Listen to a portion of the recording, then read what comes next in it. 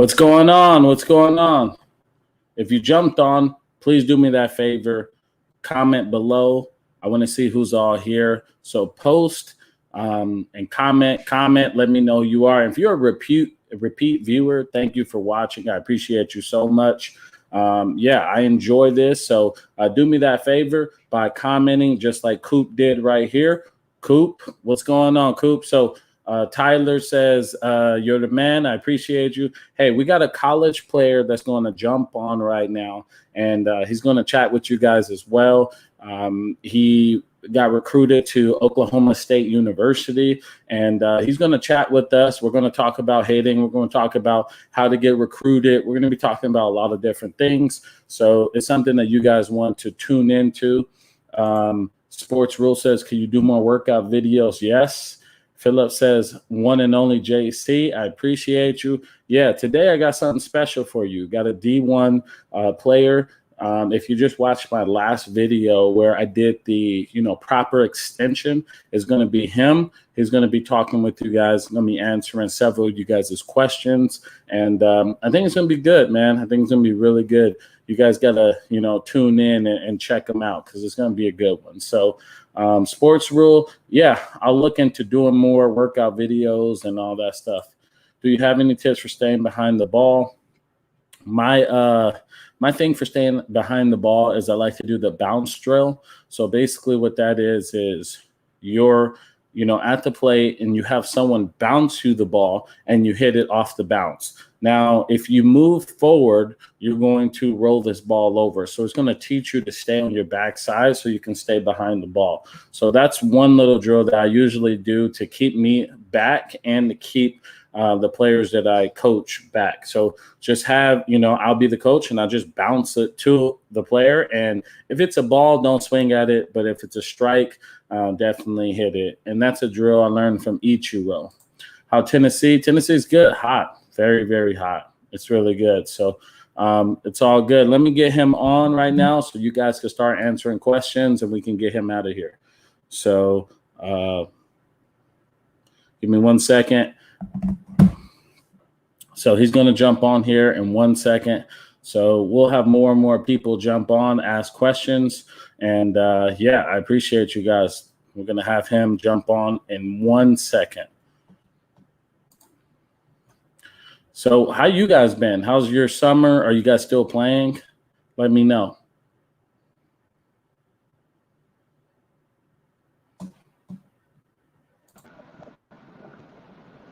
So before we get going, let me introduce the player that I have here. His name is MJ Rodriguez.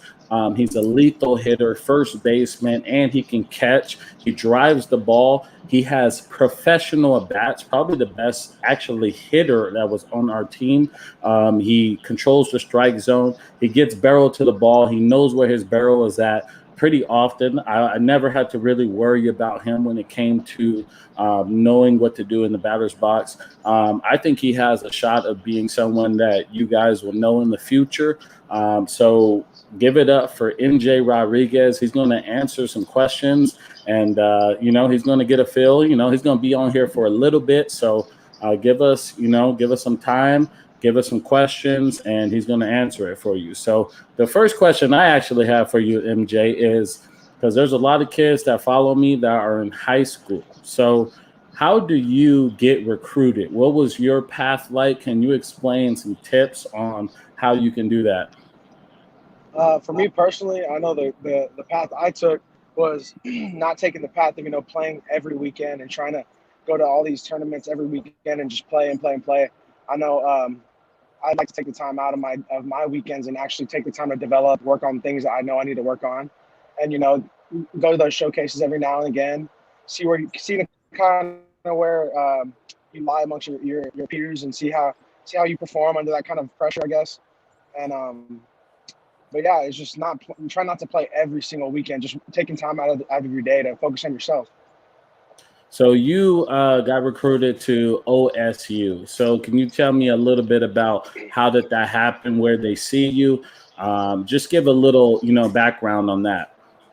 Okay, so my 8th grade year, I was playing actually in a PBR event, and I'm sorry, perfect game event, and I had a pretty good weekend. A couple knocks here and there, but I didn't think I played the way I should have. So I was a little frustrated, a little down on myself. And as I'm leaving the field, I see an older man, and he comes up, and he's talking to me, and I don't know who this guy is. He's just kind of talking to me, asking me how I felt, this and that. Um, I find out later it was the pitching coach from Oklahoma State, and that's kind of where he first saw me play. I was at first, and then I guess they followed me through the years, but it was never I never really knew. I kind of just um, remember that one little interaction we had, and that was it. So then fast forward to my going into my sophomore year summer, I'm at the area code games in California, and I'm catching, and Josh Holiday, the head coach, he's like, man, I've heard good things from you at first. He's like, I mean, and I was like, yeah, I catch a little bit too. And he goes, man, you look really good behind the plate. You know, he's like, your bat's always been there, but you're behind the plate, you look just as good as you do at first. So, man, I appreciate that. So I ended up taking a visit, liking the atmosphere, liking the environment they provided for me. And at the time, I thought it was the best decision for me. And so that's where I decided to go. So you catch. What's your tips? Because I actually have several catchers here that follow me. So what's your advice to catchers? I don't know much about catching. So what's your advice to them? I would say, aside from obviously how physically demanding being behind the plate is, I would just say just be knowing that you're the leader on the field, and that at all times you need to take control of the field, take control of the pitcher. I know for pitchers, being a catcher, you have to understand the pitching side of things too. So, I mean, through the years of me catching, I've always tried to pick people's brains as far as pitching coaches, players, that kind of thing. And so you have to understand that being on the mound is kind of a lonely place to be at some point, and being able to let them know that you're there, you're going to help them, and you're going to be there by their side and be the rock for the whole team. You know what I mean? So, um, I mean, obviously, there's so many things you could say about catching as far as mechanics, this and that. But I think knowing that you're the leader on the field is the main goal, and the main thing you need to know. Awesome, awesome. So you were at OSU. Can you give a little bit on like what, like the food, the experience? How was it there in your opinion? Like give because I know some of these kids are like, man, I want to play there one day, D1. I know at Yeah. UCLA they hooked us up. Oh yeah. So I want to know at OSU your experience. Oh, it was the best experience I ever had. Like that my freshman year at Oklahoma State was by far the best baseball experience I've ever had. You know what I mean? They treat you like big leaguers. It was, hey, every day you after practice you throw your clothes in a loop, you put them in the laundry basket, and in the morning you get back to the field and all your stuff's hung up for you, folded for you. Everything's right there for you, waiting on you. I mean, during practices they had snack bars, they had protein shake places you can make protein shakes. They had everything, man. And before games, we had steaks before games. We have some grilled chicken before games. Post game, they would feed us. I mean, these guys. It was a big league environment. You know what I mean? Especially at the new facility that Oklahoma State provided. It was insane. You know what I mean? Going there every day, you kind of get numb to it because you're there 6, 7, 8 hours a day every day from the fall to the spring, and you kind of numb to it. But now, now that I'm, it slowed down. My schedule slowed down a little bit. Now I'm summer ball, and I kind of sit back and I'm like, wow, that was really insane. That was kind of a surreal moment, but you're able to take that back and just soak it all in and be like, you know what, everything, all those early mornings, all those weightlifting sessions that I hated going to, dying, you're hurting, and you're like, man, it paid off. You know what I mean? It's at that moment, you're like, yeah, that's what it's about. You know what I mean? So that was really awesome. So you before we go into hitting, so you got picked up for this Appalachian League with USA Baseball and MLB. Can you talk about how'd you get introduced to the league and how'd you get picked up? It's actually weird, a weird setup. So, um, towards the end of the spring, I was coming back from my hand surgery, and one of the coaches at Oklahoma State was like, "Hey, man, like, are you gonna be good to play in summer?" And I was like, "Man, I'm good. I'm 100%." I was about 40%. I was like, "No, I'm good. I'm good. Let's go." So he goes, "All right." He's like, "So I got you with the team in the Northwoods," and I'm like, "Okay, cool." So I'm like, I'm good. He sends me my contract. I'm literally about to sign my contract. The next day, I get a call from my coach. He's like, "Hey, we sent you another contract. Just check it out. See what you think about it." So all right. So I go look, and sure enough, it's Appalachian League. I've known the Appalachian League just from my dad playing, my grandpa like just talking about the league, but it was a minor league from what I knew. It was minor leagues, like farm ball. So I Mhm. was like, so I started doing my research a little bit, and um, from what they told, from what all the information I gathered, I was like, man, this sounds pretty big league. I'm like, I'm down to go there. So I signed the contract, and when I got there, that's all it was. It was they treated us like some big leaguers, and I mean, it was awesome. That was the best experience. Right behind OSU, that was easily the next up best experience as far as baseball, camaraderie with the guys, locker room talk, like playing on the field. That was a good group of guys, and the coaching staff. I mean, those guys are awesome. You know what I mean? So I had a good time. I had a good time.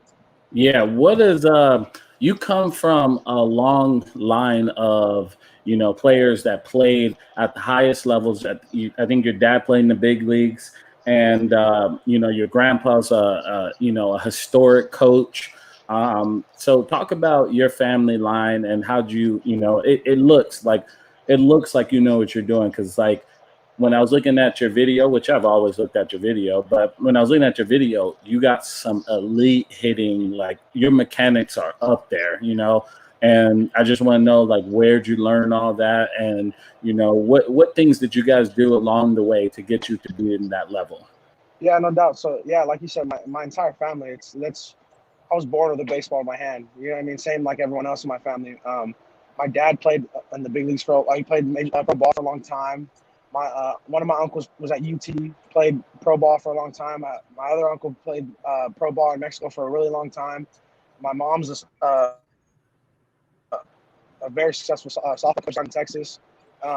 Like you said, my grandfather, he's a Hall of Fame baseball coach down in Texas. So, I mean, those type of things, I never really thought about. Oh man, like let me do this, let me do that. As far as being on the field, kind of just, hey, go play, hey, have fun. And I just went, did my thing, I had fun, and I would get, you know what I mean. Growing up, you'd get kind of your, hey, try this from different people, and that definitely helped. But as far as putting in the hours, it was definitely my uncle Orlando, and we put in a lot of hours in the cages. You know what I mean? From midnight um, cage sessions to 9 a.m. cage sessions. It was like whenever, hey, if you want to come hit, text me, or he would call me. I'd be hanging out with friends, 11 o'clock at night. Hey, we're gonna hit. Let's go. I'm like, all right, drop everything I'm doing. I'm a big 2K guy. I'm playing video games. I'm like, yo, sorry guys, I gotta go. I gotta go hit.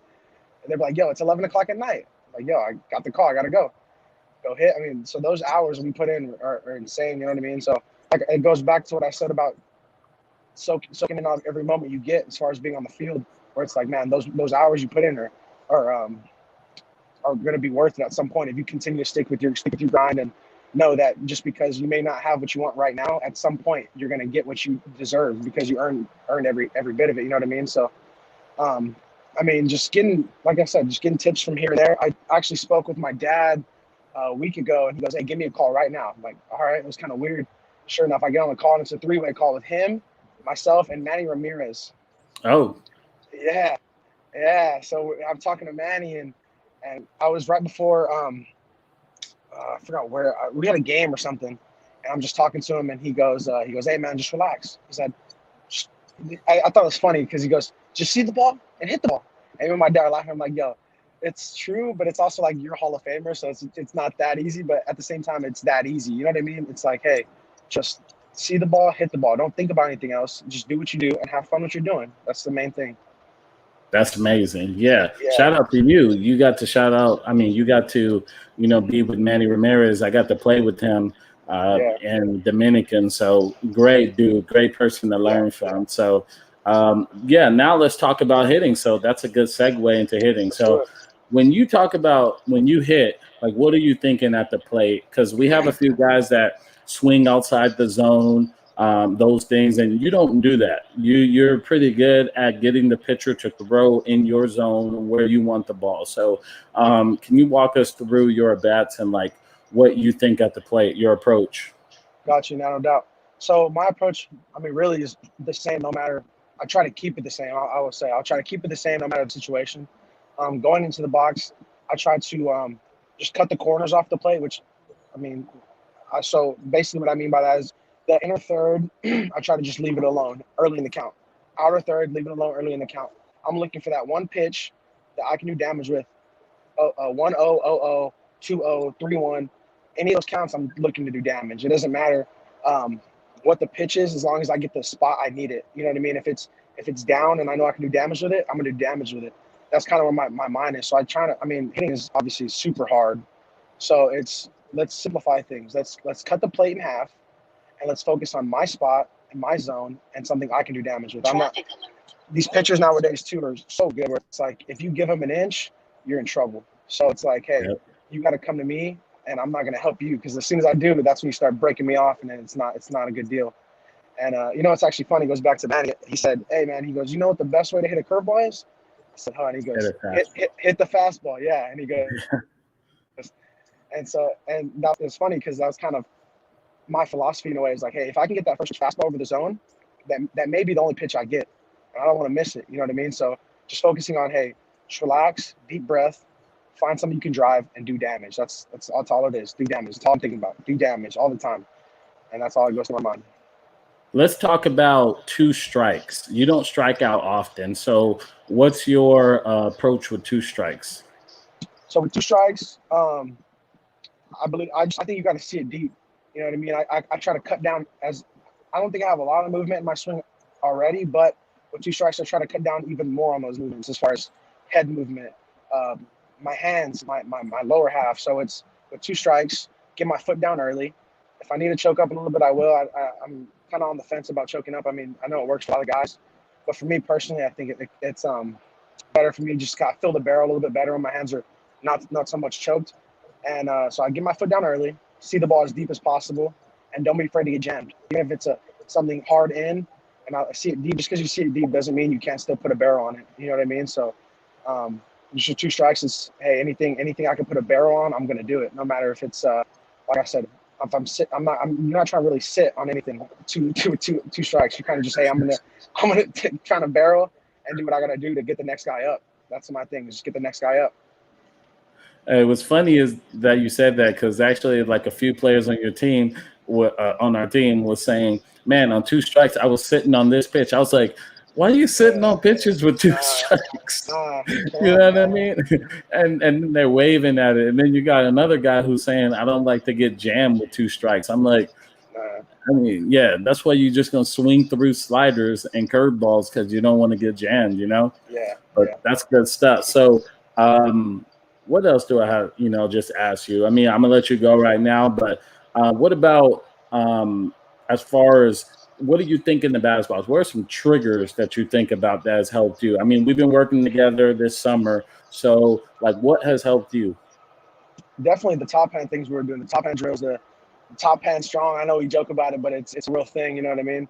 And coming off of my hand surgery, I know my hand just wasn't strong at the beginning of the season. You know what I mean? So balls that I normally would drive, I'm kind of just slapping back up the middle, and I would get frustrated because I know the bats I had weren't ideal for me. Like hitting just ground balls back up the middle for singles wasn't ideal. But it was like, hey, with the way my hand was, it was like, hey, I'm just gonna have to take what I can get.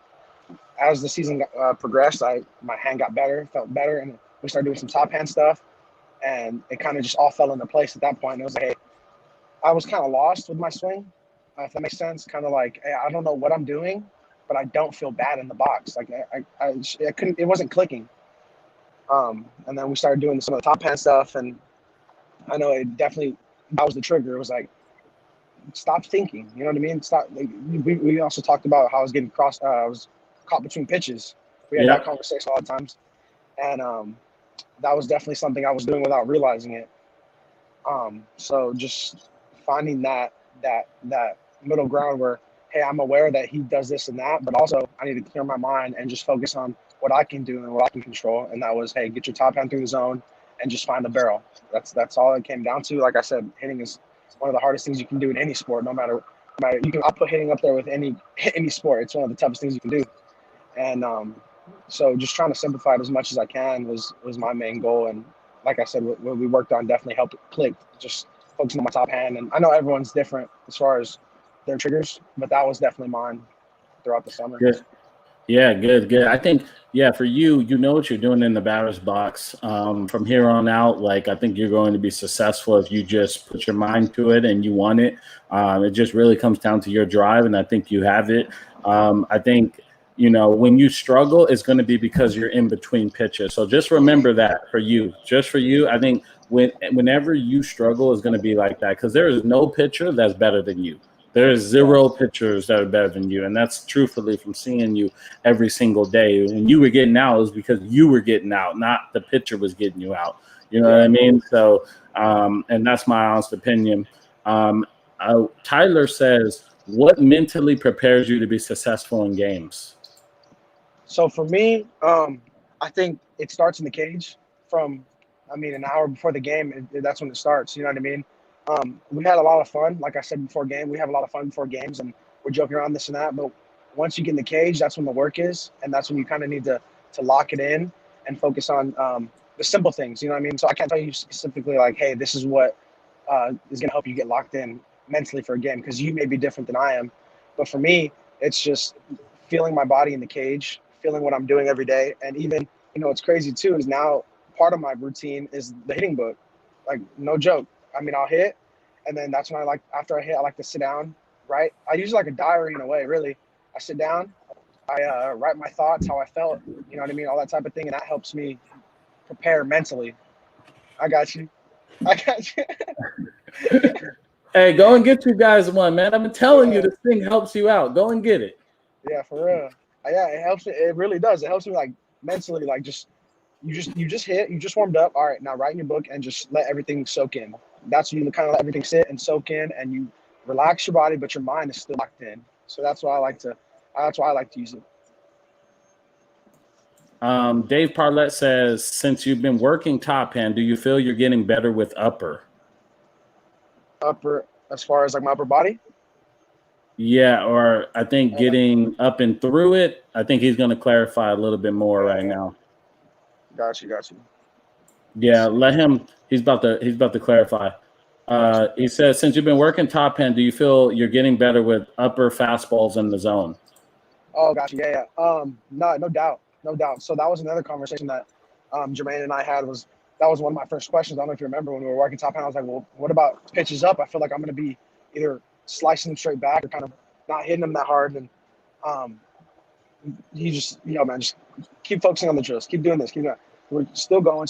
And, as the season kept going, I felt like those pitches I never had problems with. You know what I mean? If you're able to focus on your hands and just having quick hands and having a strong top hand, it'll naturally, your bat will naturally get on path and naturally catch barrels. You know what I mean? So, yeah, I think it definitely helped on all pitches, not even pitches up in the zone.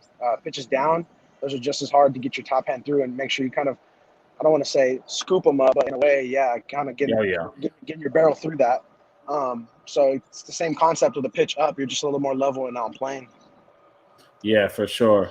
And let's switch it up a little bit. I think they're going to still ask questions. If you guys have questions, definitely write them and he'll answer them. But let's switch it up. You're a student athlete right now. You guys are able to make money from your name, image, and likeness, right? Yes, sir. So are you going to go in this season trying to, capitalize on that, or like what are you going to do? I got one right now. I'm with Stadium Kicks, actually.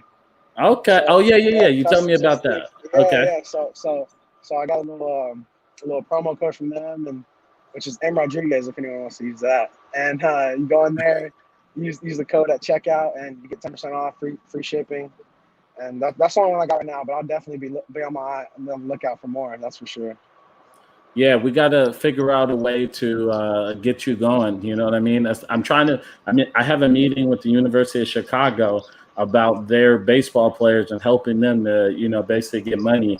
And I've been thinking about a lot of different ideas, but I definitely need to, talk to you guys about how you guys could take advantage of the opportunity, because this is gold for you guys right now. Yeah. Like this is better than being a pro right now. Like if you're a pro and you're the top of the top, you're getting all the deals in the world. But if you're not, like you're a grinder like me, you're not getting those deals. You know what I mean? You're getting free stuff, but you're not getting like paid. So, but since you're associated with these colleges, you're going to get some money. You know what I mean? You got to take advantage of that. This could set you guys up. So I think it's really cool opportunity. And I think you guys should definitely go for it and try to figure it out. I think By the way, if you guys are on here and he answer your question and you want to donate, the money will go to him. So all the money that comes on here that you guys donate will go to him. So if that's something that you guys want to do to help him out and he answer your questions, go ahead and donate. It's going to help him out. So he's a college player, and he's trying to make it just like all you guys. So that's one of the things you should do. Get your YouTube channel going. Yeah, I and need they to, can, man. yeah, they can start donating to you, and that'll help you out. Yeah, You for know. sure. No doubt. Tyler says, "What's the biggest challenge you faced in your college baseball career?" Oh, that's a good one. This one's I already know off the top of my head. It was in the fall, getting there and making the transition from high school ball to college ball. You know what I mean? It's a lot. It's a lot different. The game speeds up a little bit, and so that was when I kind of had to. I know the first couple weeks of fall ball, I kind of put a lot of unnecessary pressure on myself. Where it was like, hey, I'm here now, better competition, this and that, and I was throwing all this weight on me, and it reflected my play. You know what I mean? Wasn't playing. I didn't have a bad fall, but I wasn't playing as well as I knew I could. So overcoming that mental and that mental barrier that I put on myself. You know what I mean? So making that transition of like, hey, these guys are good, but you're here for a reason. Like you belong here. That was kind of the thing I had to remind myself throughout the fall and going into the spring was like, hey, don't give these guys too much respect just because they're so and so this and that, because you're on the same field as them. You got to do the same thing they do, and we have the same challenges that everyone else on the field has. So it's not. I would say that's one of the main things, that try not to put too much pressure on yourself, because that's very. I mean, it's easier said than done, obviously, but it's something I think definitely hurts a lot of guys, and I've seen some really good players do that, where they're just overthinking things. I'm like, man, if you just relax, bro, you're one of the best players I've seen as far as doing this or that. Just chill, bro. Like, have fun. And I mean, it showed even in summer ball. I mean, all the guys we have. I mean, some guys do that all the time, and it's like once you get in that funk, it's really hard to get out. But that's definitely the biggest challenge I had, was making that transition and understanding that I belong to be there. I've put in the work that gives me the right to be there, and not feel like, hey, you're above me, I'm above you. It's just, hey, we're on the field, let's get the job done. What do you think is the biggest difference between high school ball and D1 ball? What's like the biggest difference in your eyes? I mean, besides the obvious with competition, I would say just the environment. I mean, as far like being on the field, the game is going to speed up on you. Well, it's going to feel like it speeds up on you. So that's when you kind of have to get to a place mentally where you're able to slow the game down in a sense. And it's a lot more. It's a business at that point. You know what I mean? You're in school, you're doing your thing, but it's more professional. It's a lot more business like than it is in high school. In high school, I mean, it was real fun. You know what I mean? If you're a big name coming out of high school, everyone knows who you are. Everyone's like, hey man, this dude does this dude does that, blah blah blah.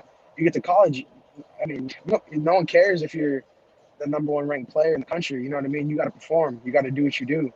I mean, so that's one thing is like I said, it goes back to giving people too much respect. I mean, you respect a guy, you respect your teammates, but you don't want to give them or your opponent, but never give too much, because then it's like you feel like you're playing someone who's way above you, and it's not the case if you're there in that position. You know what I mean?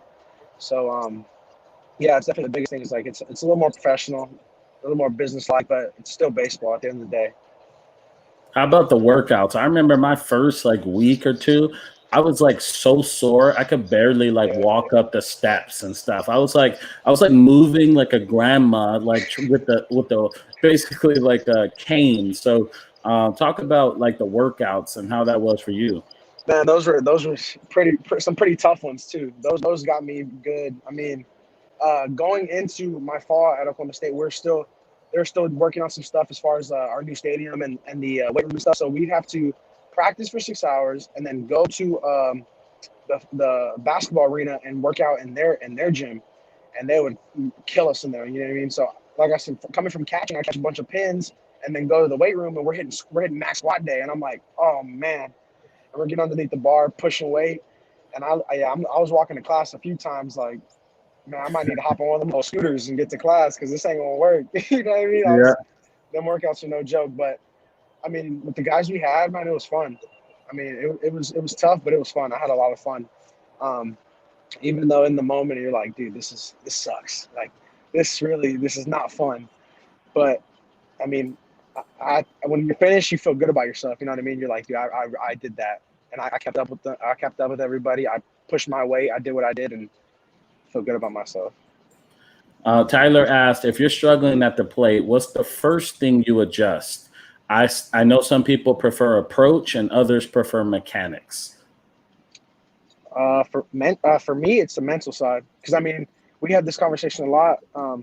With Jermaine, I had this conversation a lot with Jermaine, was as far as like the whole slumping thing we talked about. Is more like, hey, it's you don't need to work on your mechanics just because you're not getting the result you want. It may be just from the mental side, and I know you gave me a lot of advice on that when I was catching barrels and I just wasn't getting hits. I was getting real frustrated, and that was the first thing. Was like, I never once thought I was in a slump. It was just like, it was frustrating because I wasn't getting the results I wanted, and which is kind of it's kind of a dumb thing to think about, because I mean, I can't control whether the outfitter makes a diving play or not. You know what I mean? So I think as far as what I think about first when I'm not hitting is definitely my mental side, because obviously if you're playing at the level you're at, you're there for a reason. You mean you're not gonna have some kind of crazy mechanic without, you know what I mean, mental side. Like, so that was the first thing for me, is like, hey, I'm not hitting, but stay positive, continue doing what you're doing, just focusing on the things you can control, and don't get upset if the result may not be what you want.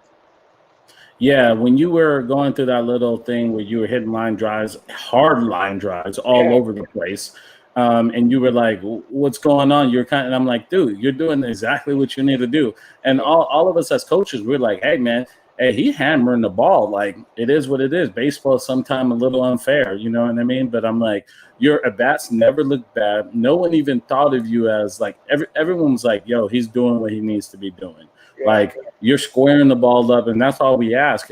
If you could get we would have had 9 of you during that time. Like, if we could have had 9 of you where you were just squaring the ball up every time, we would have been fine.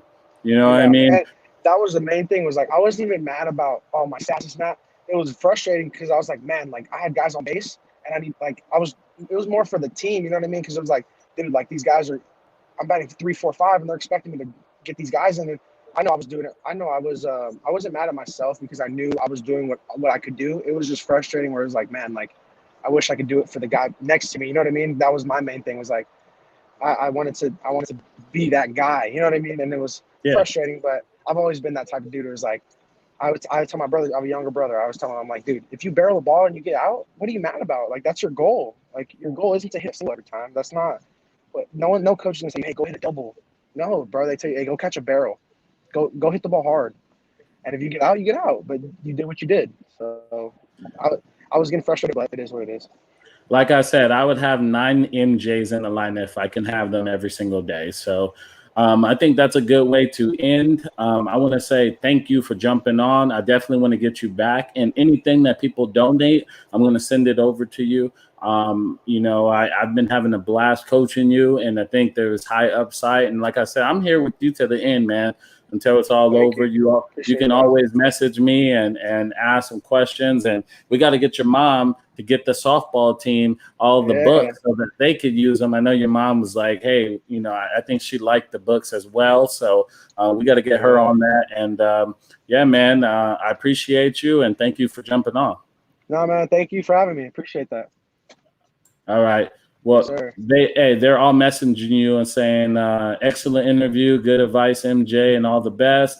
Definitely have him back on the channel.